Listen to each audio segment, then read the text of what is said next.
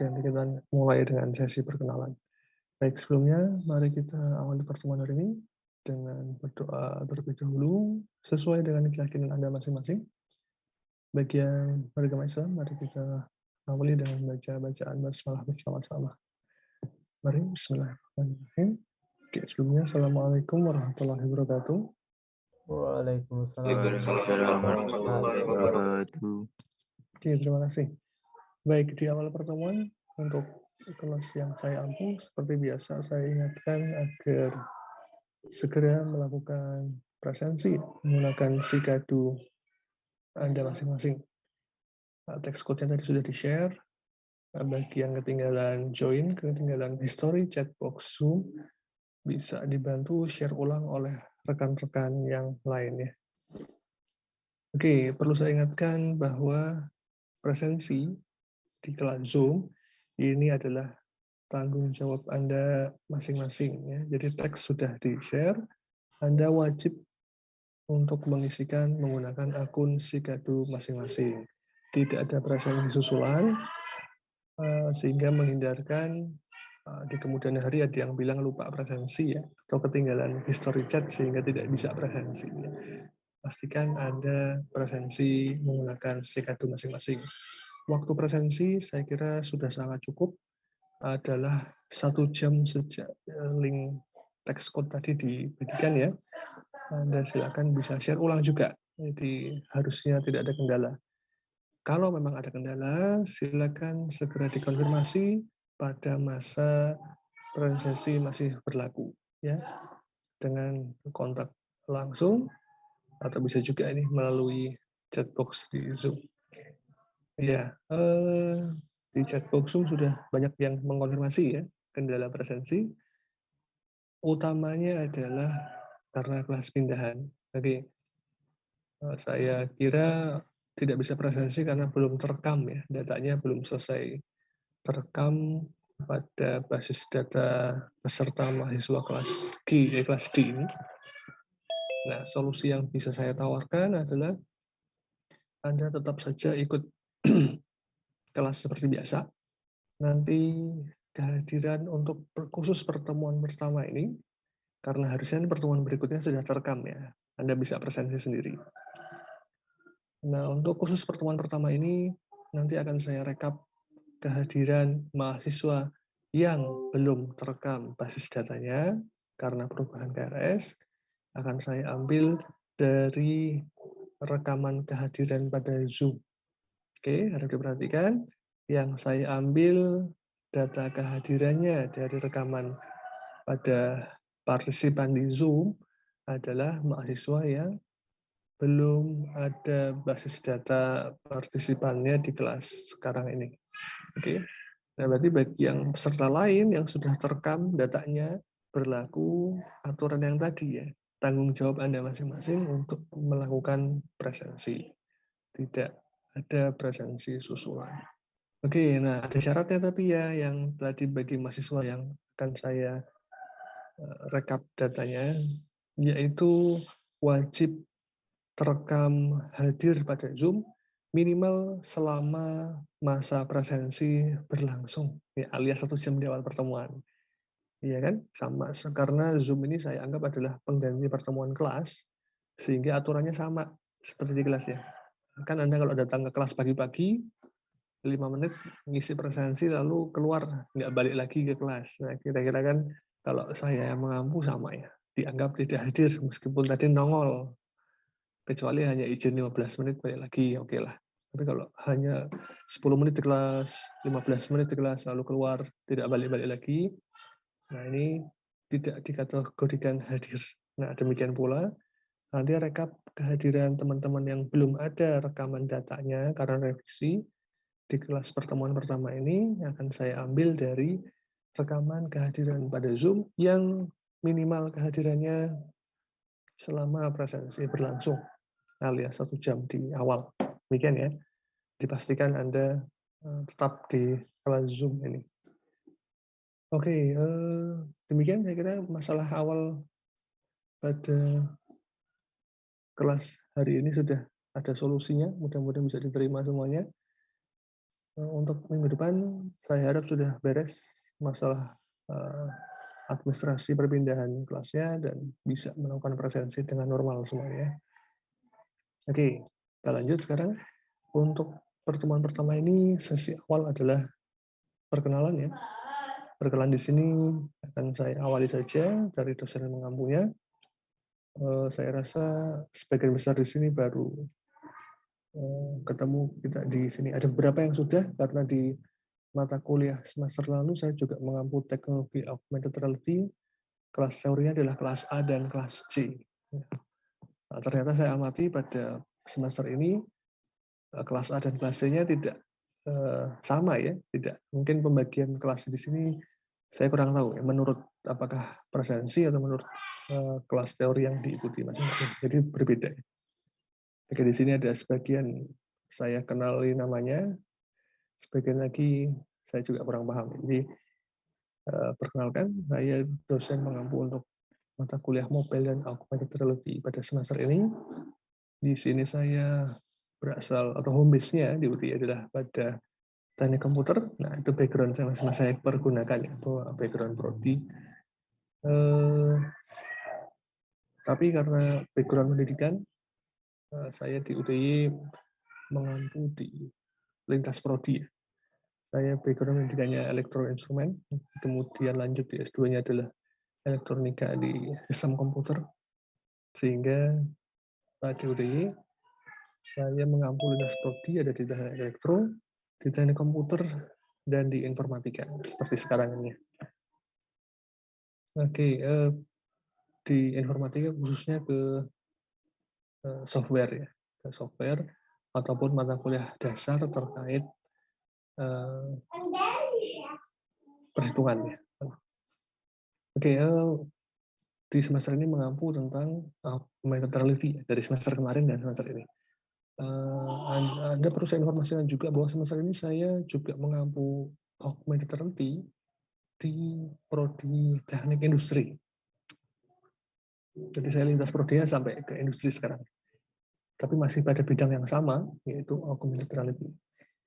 Apa yang penting Anda ketahui dari sana? Nah, itu sebagai informasi bahwa AR ini memang benar-benar sudah dibutuhkan atau potensi penerapannya sangat besar di masyarakat.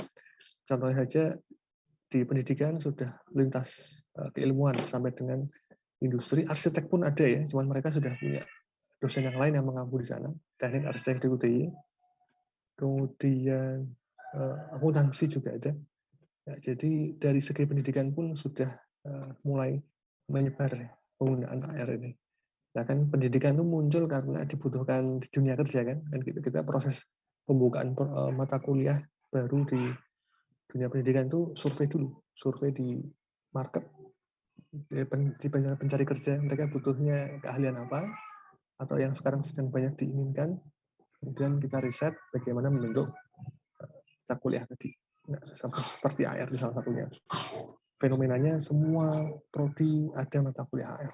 Nah, sehingga Anda yang memang basicnya di informatika harusnya, atau ada juga sistem informasi kalau nggak salah di sini ya, teman-teman yang satu rumpun ya, ini harusnya adalah keilmuan inti Anda ya, kan ya, ilmu intinya kan kalau AR itu di softwarenya kan, jadi harusnya teman-teman dari rumpun informatika ini harusnya menjadi keunggulan Anda ketika nanti masuk ke dunia kerja. Salah satunya adalah sudah menguasai aplikasi AR untuk di berbagai bidang. Oke, demikian perkenalan dari saya. Kita lanjut sekarang adalah perkenalan mata kuliah ya, alias sering juga disebut dengan RPS atau rencana pembelajaran semester. Baik, akan saya izin share screen ya untuk RPS kita pada semester ini.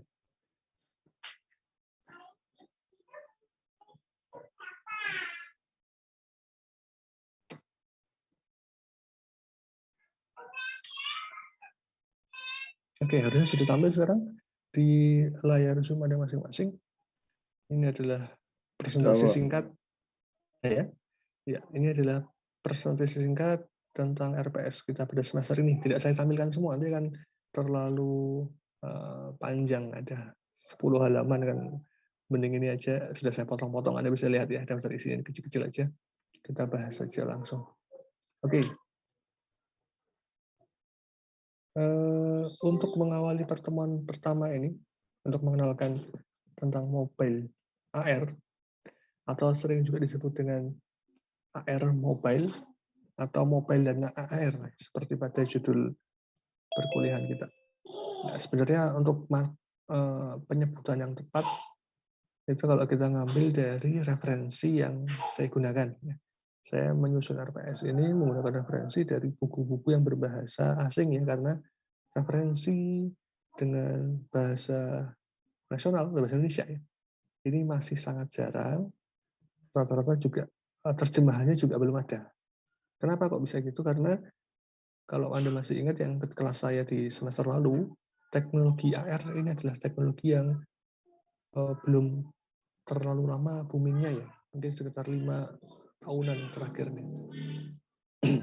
Yang booming di masyarakat ya. Kalau di skala laboratorium ya sudah lebih dari 5 tahun, 10 tahun lebih.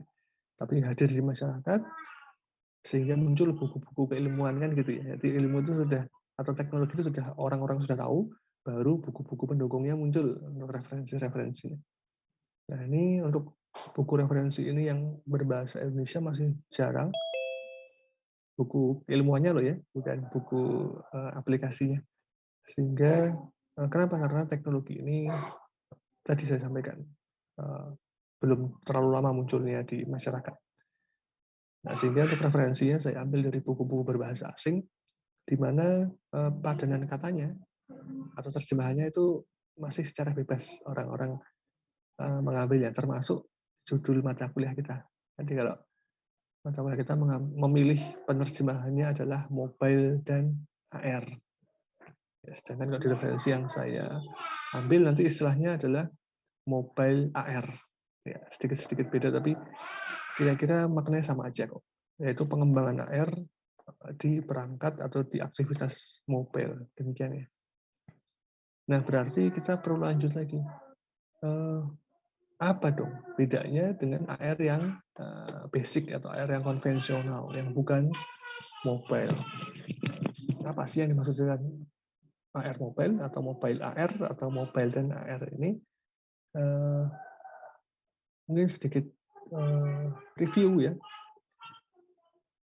Kemarin di teknologi AR sudah pernah disampaikan, harusnya sama, semua dosen menyampaikan hal yang sama, yaitu antara lain adalah teknologi untuk menangkap dunia nyata. Jadi kalau AR itu kan artinya kepanjangannya adalah augmented reality, di mana mengartikannya adalah penambahan objek virtual ke dunia nyata yang bisa disaksikan oleh manusia, gitu ya. Nah, secara teknologi penglihatannya adalah ada dua, kalau Mas Anda ingat ya, ada yang optical see-through dan video see-through. Ini review saja. Kalau yang optical see-through itu misalkan menggunakan peralatan head unit ya, seperti HoloLens ataupun Google Glass ya. Di sana user melihat dunia nyata di lingkungan sekitarnya, ini langsung menggunakan semacam kacamata, tapi dia hanya untuk menambatkan monitor kecil ya. Jadi kacamata tadi fungsinya ada monitor kecil yang tertambat untuk menampilkan objek virtual nantinya. Tapi user melihat lingkungan nyata, lingkungan sekitar itu dengan langsung. Nah, istilahnya optical see-through. Nah, pada teknologi yang kedua untuk melihat menggunakan AR adalah video see-through. Sedikit beda, yaitu menggunakan video. Jadi apa maksudnya? Nah, misalnya ada perangkat nih yang banyak di pasaran, kan kita aplikasi AR menggunakan perangkat telepon seluler seperti ini ya. Jadi di sini ada kamera di belakang, tampak nggak ya? Nah, ini kameranya. Nah, kemudian nanti user melihat sekelilingnya itu dengan kamera ini. Jadi kamera akan menangkap gambaran di sekeliling user, kemudian diproses, ditampilkan di sini, nah, di monitor. Monitor ini nanti akan juga sekaligus memunculkan objek virtual yang akan tampaknya numpuk nanti ya, akan tampak langsung hadir juga di dunia nyata yang ditampilkan oleh hasil rekaman kamera tadi. Namanya video see-through. Oke. Itu salah satu teknologi AR ya. Sehingga kalau ada teman-teman yang mengatakan AR mobile itu kalau menggunakan HP, kalau yang tidak HP bukan mobile. Tidak juga ya, karena video see-through ini hal yang umum pada perangkat-perangkat telepon seluler.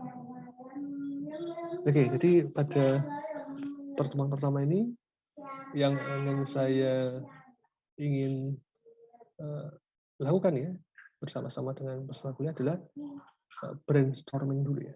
Kita menyamakan visi, menyamakan persepsi, menyamakan perspektif tentang apakah itu mobile AR atau AR mobile atau mobile dan AR. Oke, kita mulai dengan diskusi bebas dulu atau diskusi terbuka. Silakan disampaikan pendapat Anda. Tadi sudah ada pengantar dari saya. Kira-kira apa ya yang dimaksud dengan mobile AR? Atau apa sih bedanya antara mobile AR dengan AR yang non-mobile? Oke, silakan bisa langsung saja siapa yang hendak menyampaikan pendapatnya atau opininya atau pengetahuannya di-share di sini. Tidak ada benar dan salah. Kita diskusi terbuka. Nanti akan kita coba bahas bersama-sama. Nanti di akhir sesi diskusi akan kita coba untuk mengarahkan pemahamannya supaya memperoleh keseragaman. Oke, silakan langsung saja bisa diaktifkan mikrofonnya. Di sana saya tidak kunci. Anda bisa langsung menyampaikan apa yang Anda ketahui atau yang Anda pikirkan ya tentang apakah itu AR mobile, kemudian bedanya apa sih dengan AR yang non-mobile. Baik, silakan. Langsung saja. Siapa lebih dulu?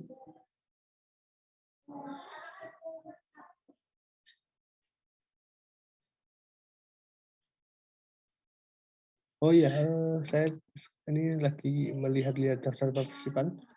Saya lupa mengingatkan ya, jadi untuk kelas yang saya ampu mengenai partisipan atau peserta yang ikuti Zoom, silakan menyeragamkan format penamaan profil Zoom Anda masing-masing. Jadi silakan di-rename profil Zoom Anda dengan format npm lalu nama lengkap. Oke, saya lihat di partisipan ini sebagian besar sudah sesuai.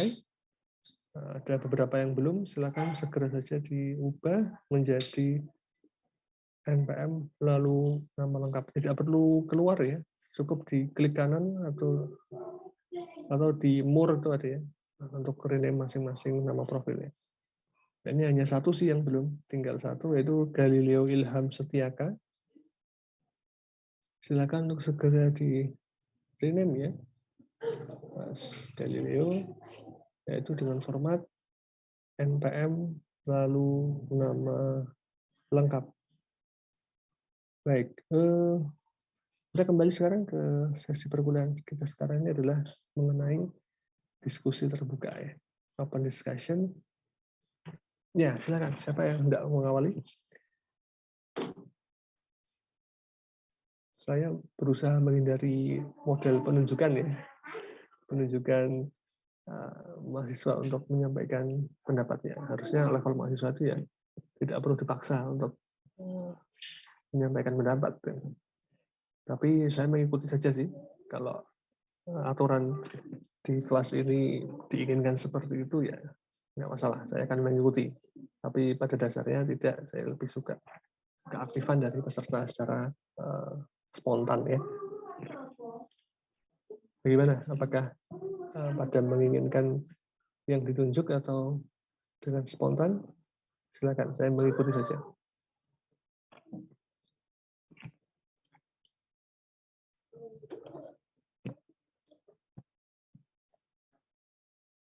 Ya, silakan. Belum ada yang menyampaikan ulasannya atau apa yang ingin dipikirkan tentang mobile AR dan bedanya dengan AR non-mobile. Berarti kita akan beralih ke mode penunjukan ya. Baik, kan kita mulai. Saya ambil acak saja dari siapa ya?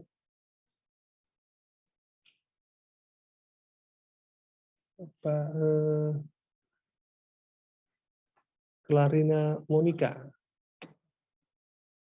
Apakah monitor? Iya. Clarina Monica Destin. Oke, ya. Silakan Mbak, apa yang Anda pahami tentang mobile AR? Menurut Anda apa? Kemudian bedanya apa sih dengan AR yang non-mobile?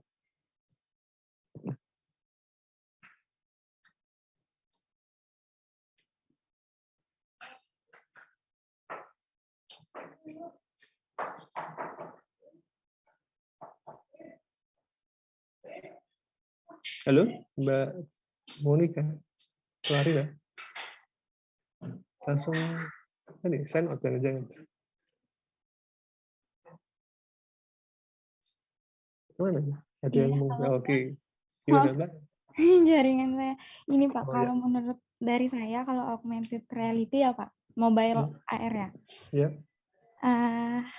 Ini teknologi yang objeknya itu terlihat lebih nyata ya, bisa dilihat 2 dimensi atau 3 dimensi ya. Oke.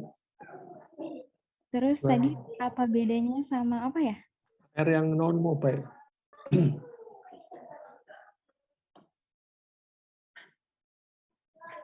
Bedanya dengan AR yang non-mobile. Kalau bedanya sama non-mobile, apa ya? Belum ada pandangan? Iya, maaf ya Pak. Oke, ya, nggak masalah. Nanti akan kita di akhir sesi kan saya sampaikan, akan kita coba sampaikan bersama-sama. Oke, terima kasih Mbak Karina. Silakan berikutnya. Apakah akan ditunjuk lagi atau ada yang sudah punya keinginan untuk share pandangannya tentang AR mobile dan bedanya dengan AR yang non mobile apa? Silakan, saya ingin mengetahui ini gimana secara umum pemahaman Anda tentang AR mobile. Yang lainnya, siapa lagi yang bersedia sharing pengetahuannya atau kita masuk ke mode penunjukan lagi?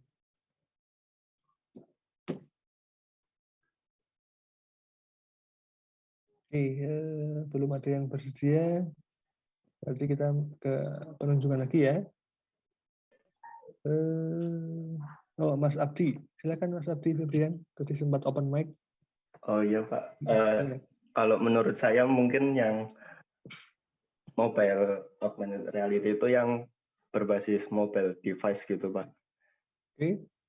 Kalau yang non mobile itu mungkin yang kayak pakai kacamata gitu Pak.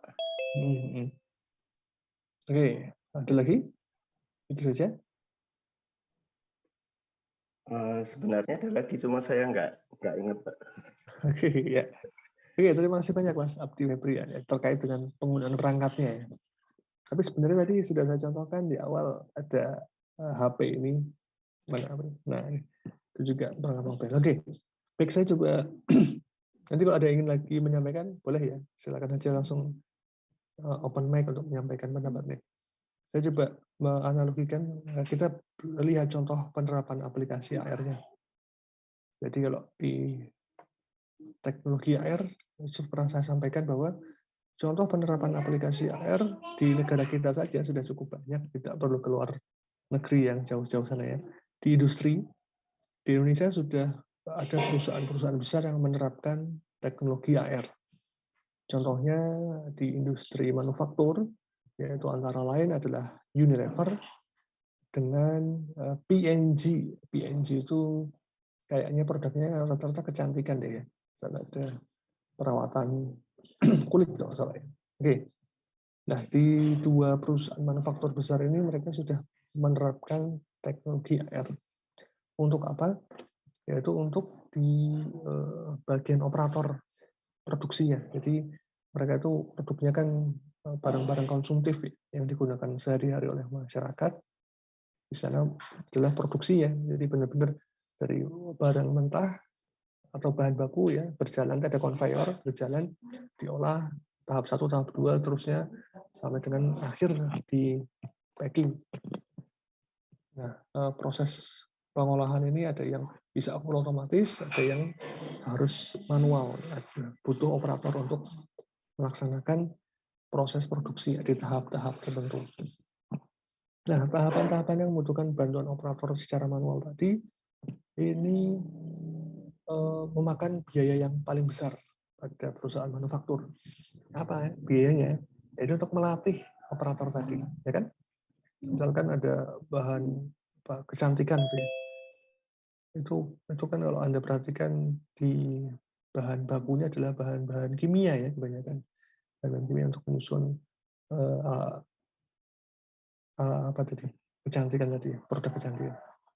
Nah, pencampurannya perlu dengan ada yang pada tahapan manual tadi, perlu dicampur manual operator. Ini tentu saja memerlukan skill khusus ya, nggak bisa sembarangan operator belum ada pelatihan atau tidak memiliki pengetahuan yang cukup, kemudian masuk untuk ikut di proses produksi tadi. Nah, butuh pelatihan, butuh training yang biayanya cukup besar, biasanya berbulan-bulan, butuh ada tempat tinggal, butuh biaya makan, biaya pelatihan, dan biaya hidup dan gaji dan seterusnya. 6 bulan rata-rata sih kalau di training di perusahaan. Ini jelas cost yang tinggi itu bagi perusahaan manufaktur. Nah, dengan AR ini, operator tadi bisa langsung terjun ke dunia kerja dengan pelatihan. Pelatihannya hanya bagaimana menggunakan AR ya. Jadi cukup singkat. Kenapa? Karena dengan AR, Anda sudah tahu bahwa AR itu menumpuk pandangan dunia nyata ya dengan objek virtual.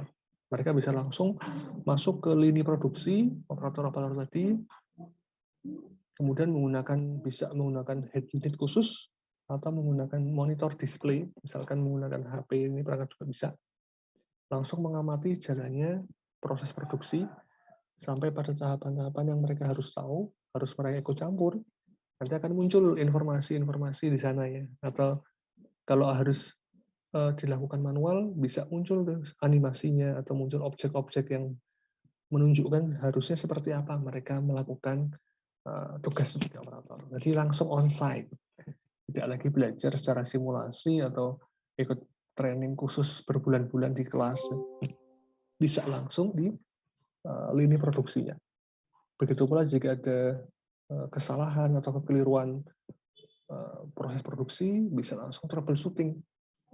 AR tadi bisa langsung menampilkan, oh ini dari posisi produk atau dari warna produk yang keliru, bisa dideteksi oleh sistem cerdasnya AR, lalu ditunjukkan, di highlight gitu ya, difokuskan mana yang keliru, AR bisa membaca itu lalu diberitahu ke operator, bisa menunjukkan objek virtual apa yang harus dilakukan untuk menyelesaikan masalah tadi.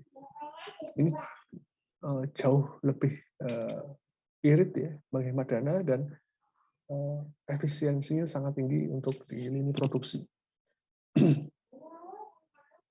Bahkan yang sudah dilatih berbulan-bulan ya, kadang-kadang masih ada yang lupa itu ya, karena namanya manusia. Kadang masih lupa materi pelatihan sehingga harus tersedia buku manual di ruang operator. Oke, ada buku manual, tapi kalau proses produksi berjalan cukup cepat, ada kesalahan, nggak buka buku manual ya, nyari lagi di manual nomor berapa ini tahapan produksi yang keliru tadi. Atau kalau ada poster-poster pemberitahuan, harus nyari dulu posternya yang mana. Sehingga efisiensinya dibandingkan AR ini jauh lebih rendah. Nah, dengan hadirnya AR, perusahaan bisa menghemat biaya pelatihan, bisa juga meningkatkan efisiensi karena tidak perlu melihat-lihat berulang-ulang buku manual ketika proses produksi berlangsung. Oke, demikian. Itu contoh di industri. Contoh lain untuk kita review adalah penggunaan di laboratorium sekolah. Jadi kalau Anda coba cari literatur aplikasi AR di jurnal-jurnal ilmiah yang berbahasa Indonesia, itu kebanyakan adalah digunakan untuk pendidikan di sekolah menengah, yaitu di laboratorium. Jadi contohnya kalau di sekolah menengah dulu ada fisika, biologi, kimia, itu ada lab-nya ya. Nah di sana biasanya Pak Guru atau Bu Gurunya di depan kelas, ya. Kemudian siswanya duduk di meja masing-masing, di depan meja masing-masing, lalu Pak Guru atau Bu Guru memperagakan eksperimen. Nah, supaya semua kelas tahu, supaya nanti mereka bisa meniru eksperimen yang sama, terus pada berkerumun kan ke depan, harus maju, harus terpusat perhatiannya ke satu titik, yaitu yang sedang dilakukan oleh Pak Guru tadi atau Bu Guru tadi di depan kelas, sehingga sangat tidak efisien ya. Apalagi sekarang sedang berkembang pandemi ini, sangat berbahaya. Makanya pertemuan tatap muka di sekolahan beberapa langsung dibatalkan, termasuk di perkuliahan kita di kampus. Nah, kalau dengan penerapan teknologi AR tadi, hal tadi bisa dibantu dengan perangkat yang mendukung AR, misalnya smartphone ini. Dengan smartphone, masing-masing siswa biasanya punya, ya. Mereka bisa duduk di depan meja masing-masing, kemudian di mejanya sudah tersedia marker untuk menandakan proses praktikum apa yang sedang dilakukan. Nah, ketika guru menerangkan di kelas, melakukan eksperimen, mereka bisa mengikuti simulasinya atau animasi yang muncul ya dengan scan marker sistem AR yang ada di meja mereka masing-masing. Nanti proses praktikum akan muncul di HP masing-masing, sehingga bisa mengikuti tanpa harus berkerumun, tanpa harus ngumpul ke depan ruang kelas, ya, ruang lab ya. Nah, itu lebih efisien. Oke, itu kira-kira review sedikit tentang teknologi AR. Nah, tadi Anda bisa perhatikan di sana digunakan perangkat mobile juga kan, ada smartphone-nya, atau kalau di ruang operator tadi si operator boleh bisa bergerak ya, kan nggak harus diam satu posisi, mereka bisa bergerak, bisa berubah posisi, bisa, apalagi di kelas lab tadi siswa sekolah menengah biasanya aktif ya, nggak bisa diam pada satu posisi saja. Nah, berarti mereka semuanya melakukan gerakan-gerakan untuk memanfaatkan aplikasi AR. Namun Anda perlu perhatikan bahwa contoh kedua kasus tadi bukanlah termasuk AR mobile atau mobile AR. Meskipun perangkatnya ada mobile phone ya kan, ataupun meskipun mereka tetap bisa menggunakan teknologi AR dengan melakukan gerakan-gerakan atau tidak stay pada satu posisi saja. Tapi masuknya AR yang konvensional atau yang non mobile. Nah, berarti apa AR mobile tadi? Nah, contoh AR mobile yang sangat jelas adalah Pokemon Go. Ya, kemarin harusnya ini menjadi contoh dasar dalam setiap dosen yang membawakan mata kuliah ya. Karena ini boomingnya AR adalah pada game Pokemon Go ini. Pada game Pokemon Go itu user berkeliling dunia, nanti di setiap bagian wilayah tertentu akan muncul monster atau muncul karakter Pokemon-nya. Menggunakan perangkat mobile jelas. Kemudian mereka juga berpindah posisi yang sangat jauh ya. Dibandingkan ada yang di Indonesia, kemudian muncul lagi di Jepang, muncul lagi di Amerika, itu kan monster-monster akan muncul di semua wilayah. Bagaimana monster yang muncul? Yaitu dengan mendeteksi posisi user ada di negara mana. Kalau di Indonesia juga dia ada di mana? Apakah ada di Jakarta, atau di Surabaya, atau di kota-kota lain? Kalau di Jakarta, apakah ada di titik yang kemunculan Pokemon? Kalau nggak salah dulu di Monas, ya. Atau Jakarta yang tidak ada Pokemon-nya. Nah, itu ya sistem AR mendeteksi posisi user. Kaitannya apa dengan pengertian mobile AR? Kita bisa perhatikan bedanya ya, sistem AR tadi yang konvensional ada di ruang operator ataupun di ruang lab dengan AR mobile yang mendeteksi posisi user bisa di seluruh dunia. Ya, tampak bedanya. Nah, kira-kira bedanya adalah kalau yang mobile AR dia sistem ya, dia bekerja berdasarkan perubahan parameter lingkungan user yang signifikan, yang sangat kentara. Kalau yang AR konvensional, perubahan parameter lingkungan user tidak terlalu signifikan atau tidak terlalu rendah. Contohnya tadi di posisi user pada game Pokemon Go, user tuh parameter lingkungannya adalah salah satunya adalah posisi ya, lokasi GPS. Dia berubahnya kan sangat signifikan ya. Dari negara satu negara lainnya atau dari satu kota ke kota lain itu sangat signifikan perubahan parameter lingkungannya, menempuh jarak yang jauh kan, bandingkan dengan di dalam lab atau di dalam ruang operator industri. Dia ya berkutat lokasinya di seputaran situ aja, dalam ruangan atau di dalam lab saja, sehingga perubahan parameter posisinya tidak signifikan. Parameter lingkungan lain apa? Pencahayaan. Pencahayaan di dalam ruang operator ataupun di dalam ruang lab itu relatif mirip ya, karena sumber cahaya sama itu dari lampu ruangan. Beda lagi ketika ada di luar ruang. Di luar ruang pencahayaan akan sering berubah drastis, mulai dari cahaya terik, tahu-tahu mendung ya, atau dia sedang berjalan, tahu-tahu di balik bangun kena bayangan bangunan itu, atau bayangan vegetasi pepohonan, sehingga cahaya atau iluminasi akan sering berubah dengan drastis, dengan signifikan. Nah ini kalau sistem AR yang mobile itu bisa merespon tadi dengan baik. Nah, AR yang non mobile akan error dia, akan tampilannya akan langsung tidak sesuai harapan kalau terjadi perubahan parameter lingkungan yang signifikan tadi. Nah ini yang bedanya. AR yang mobile dia bekerja pada perubahan parameter lingkungan yang signifikan. Kalau AR yang non mobile atau yang konvensional dia bekerjanya ya pada parameter lingkungan yang relatif sama, yang stabil. Berubah-ubah sih, tapi kan seperti kalau di operator kan operator boleh aja kan, bisa maju mundur, bisa goyang-goyang ini. Berarti gerakannya berubah, tapi itu tidak signifikan ya. Atau dalam lab siswanya kadang-kadang jalan ke sana ke sini gitu ya. HP-nya goyang-goyang itu kan bisa juga. Tapi dia tampilan labnya relatif sama. Nah ini bedanya AR yang konvensional dengan AR yang mobile. Nah saya harap tadi sudah bisa memberikan gambaran ya ke semuanya.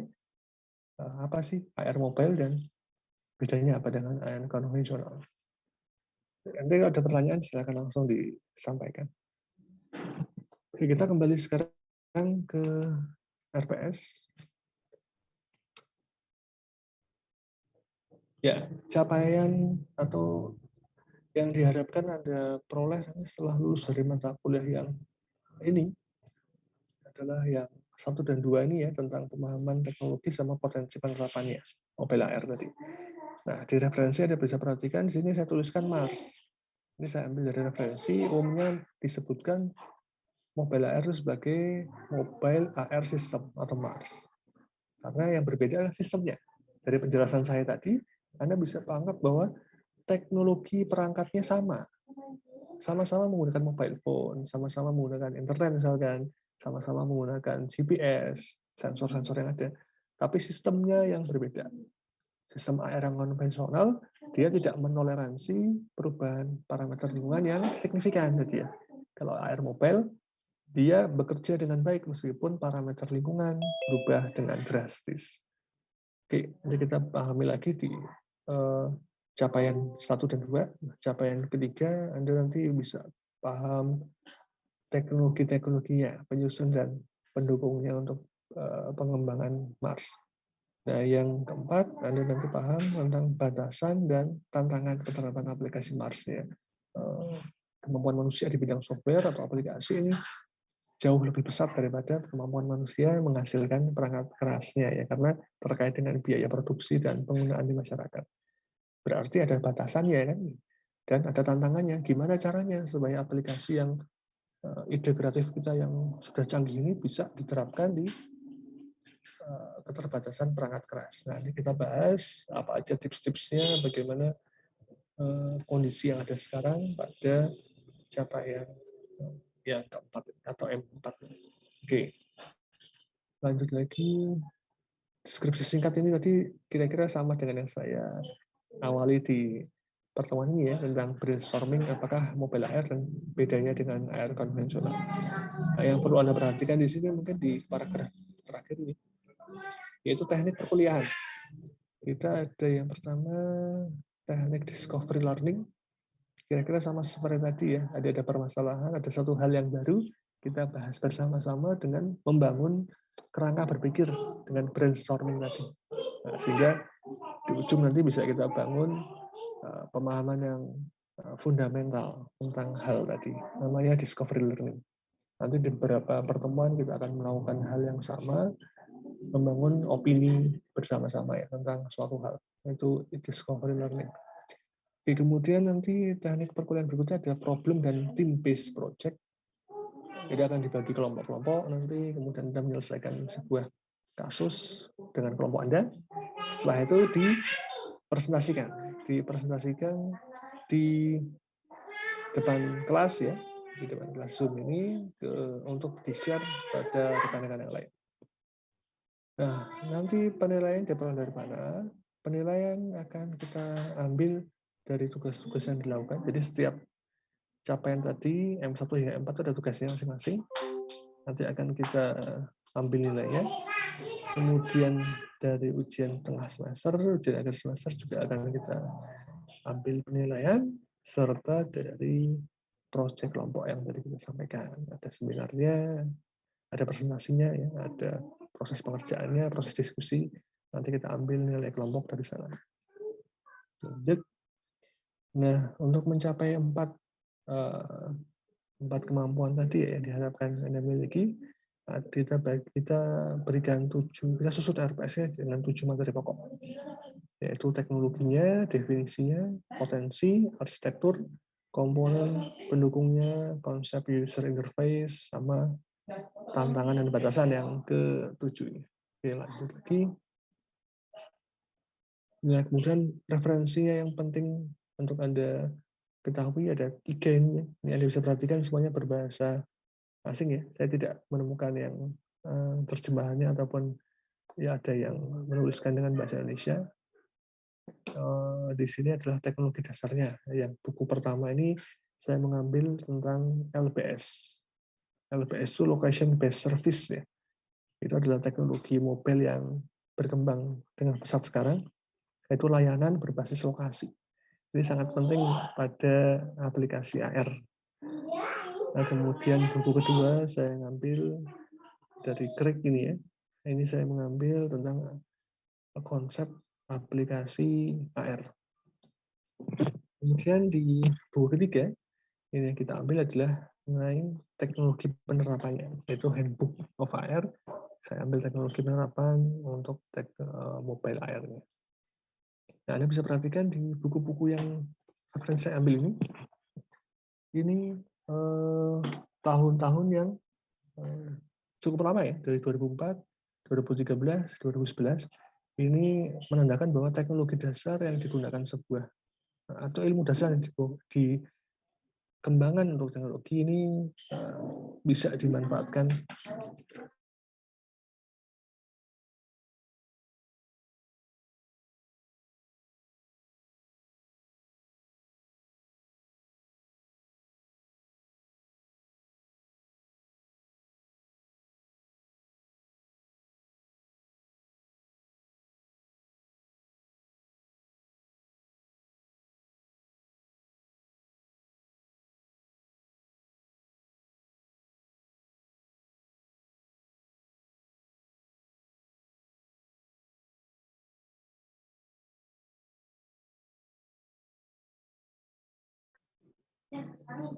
Oke.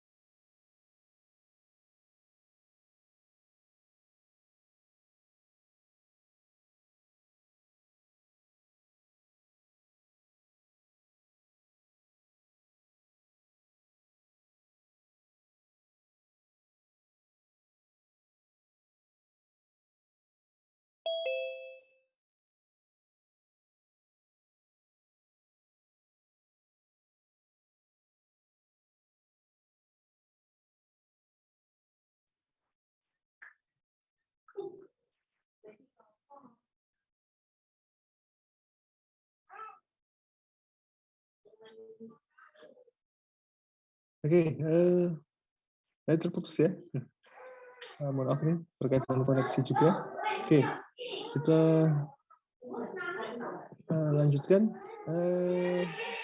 sampai dengan tahapan RPS ya.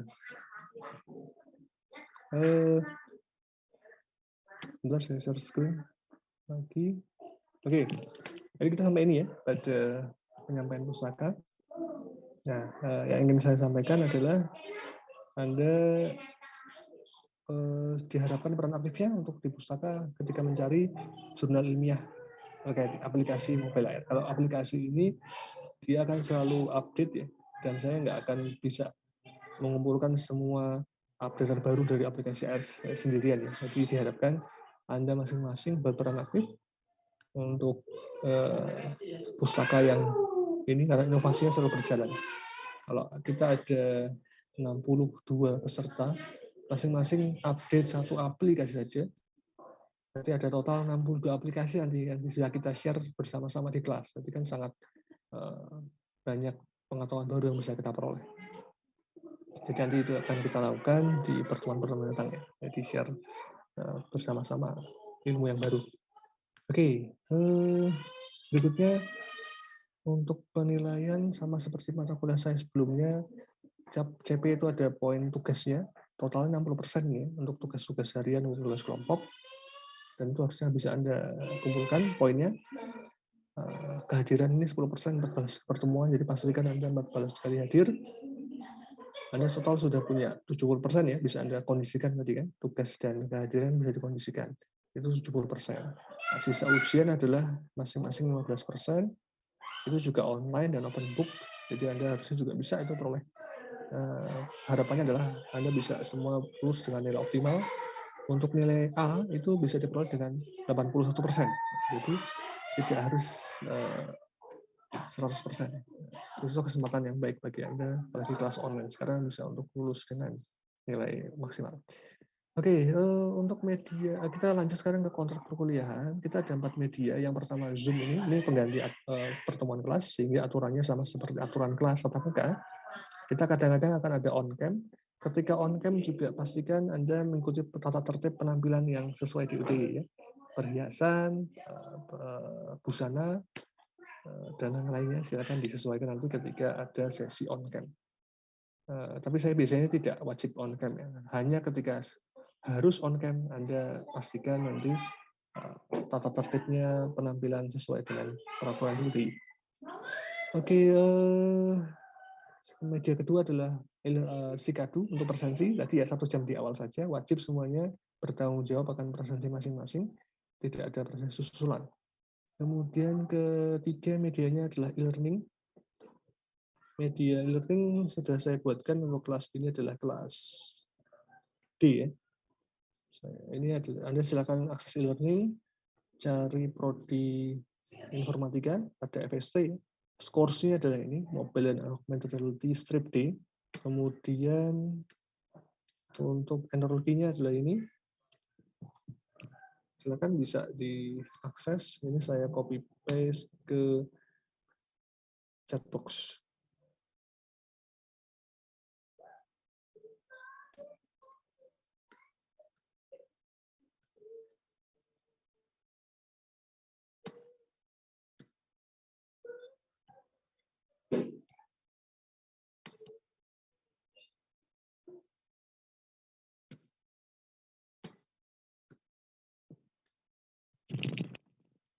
Oke, sudah saya copy. Itu silakan Anda gunakan untuk join e-learning. Kemudian untuk Telegram, saya kopikan linknya.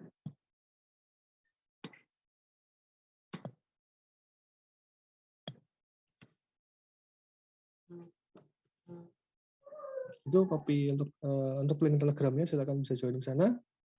Kemudian di chat saya kopikan juga untuk Telegramnya.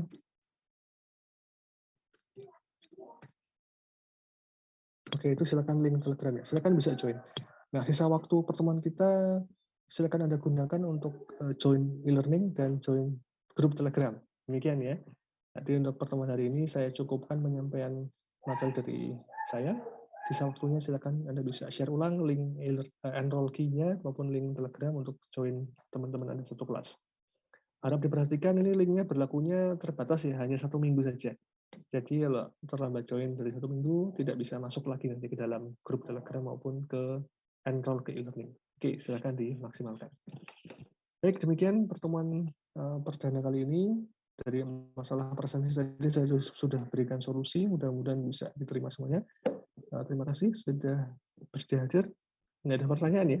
Ada nggak pertanyaan? Nggak ada ya? Bisa diterima, cukup jelas semua ya, aturan perkuliahan kita maupun mengantar kuliah tadi. Nah, tidak ada pertanyaan, berarti kita bisa akhiri pertemuan hari ini. Terima kasih sekali lagi sudah bersedia join. Mohon maaf apabila menyampaikan ada kekurangannya. Mudah-mudahan bisa bermanfaat ilmunya bagi kita semua dalam 1 semester ke depan.